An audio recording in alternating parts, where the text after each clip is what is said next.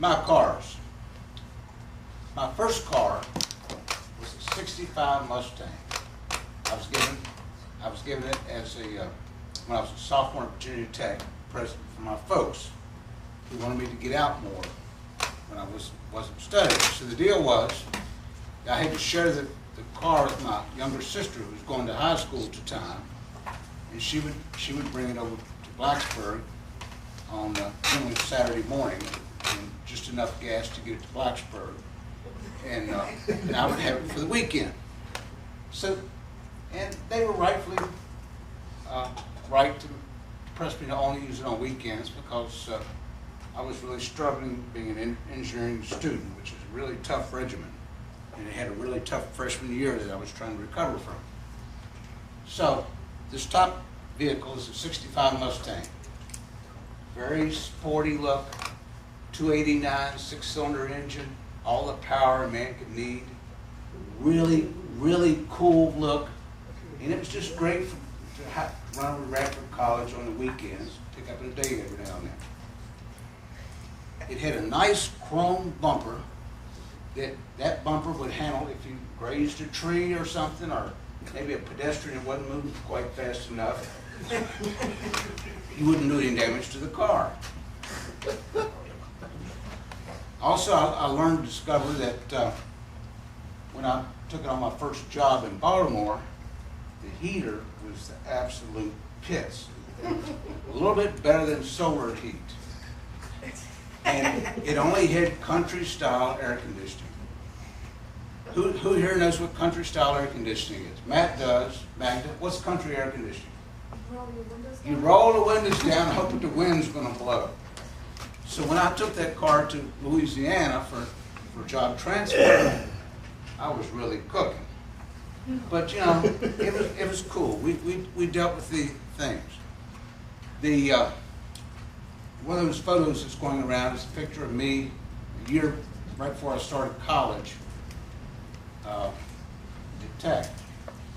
Spring break, my senior year, we took that car, and a freshman, my roommate, myself, we went to Houston, Texas in it. All-night trip from Blacksburg to Houston. It was very cool.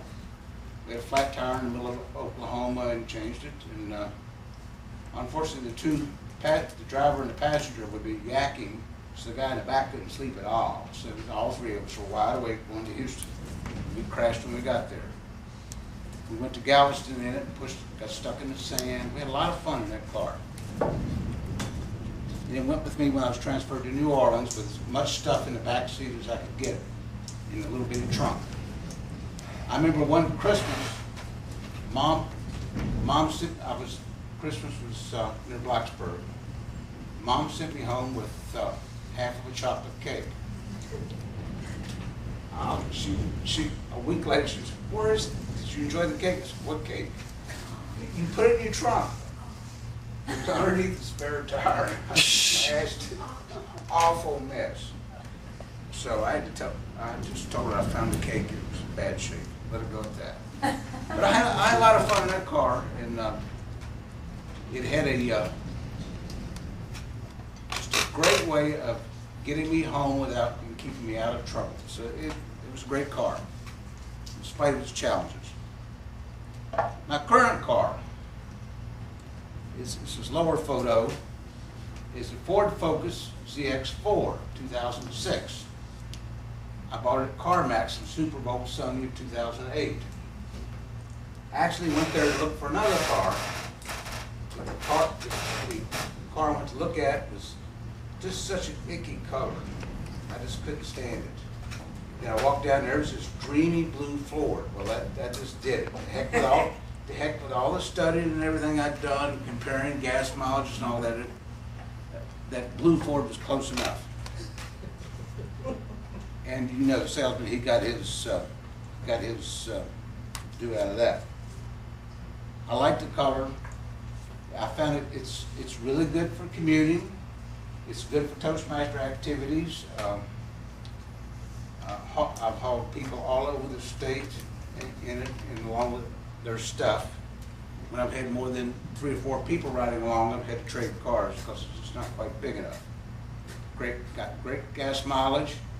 back when I had the Mustang, we didn't care about gas mileage because gas was, I don't know, what, 70 cents a gallon, 50 cents a gallon, I don't know. And the engine is a 4-cylinder, 121 cubic centimeter. And I feel like I had just as much power as I did with the Mustang. It has a great heater and air conditioning.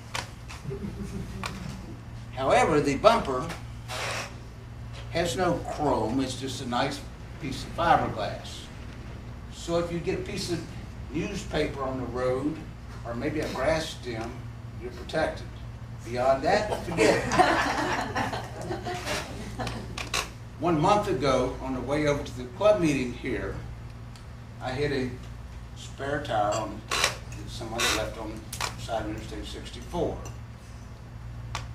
Man, did it wipe out that bumper. When I got here at Angelo's with radiator leaking and everything, Matt helped me tie up the front end with a piece of rope that I had in the trunk. And with a lot of stops and driving really slow, I got home that night without any damage, permanent damage to the car. So, you all have newer cars here, so please be very careful of things on the roadside. Swerve, do what you got to do to avoid hitting these objects and tearing your car all to pieces. It's fixed now. We're back rolling, no permanent damage. And this car is ready for my next job change, and I'm sure it will get me there in very good shape. So, my cars, a few years, I've changed over the years, and my looks and my needs have changed as well. Madam Toastmaster.